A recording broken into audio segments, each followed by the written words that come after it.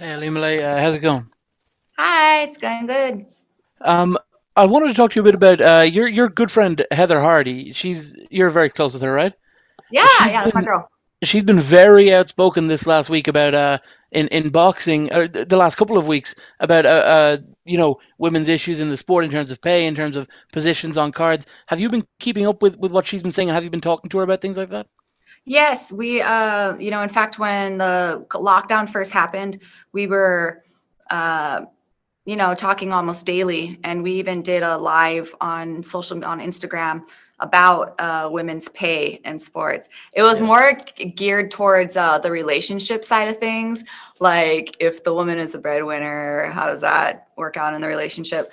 But we definitely talked about women's pay in sports, and I'm 100% behind Heather, and asked her to share her experiences with being paid in the boxing industry as a woman. And so, yeah, I have been following her. I mean, this last week, not so much, just, because I have a fight and everything. But yeah, we're homies, and I completely support, everything that she's fighting for. Obviously, you're not there, so you would only be hearing it secondhand from people like Heather. But why do you think it is that women's MMA seems to have just raced ahead of the pack when it comes to pay, when it comes to equality in the way the cards are structured? I mean, it's completely not abnormal. It's not something that's even a talking point that you would be headlining this card, or that Chris Cyborg or Amanda Nunes in the other promotion. Why is it that the WMMA has raced ahead of women's boxing so much?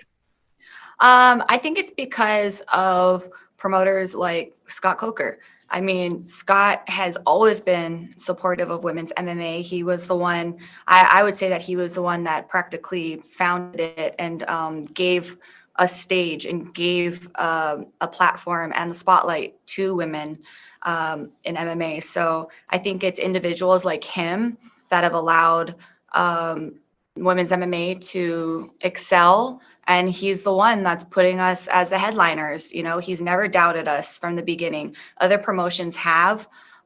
They have literally went out and said that we will never see women in the cage fighting ever.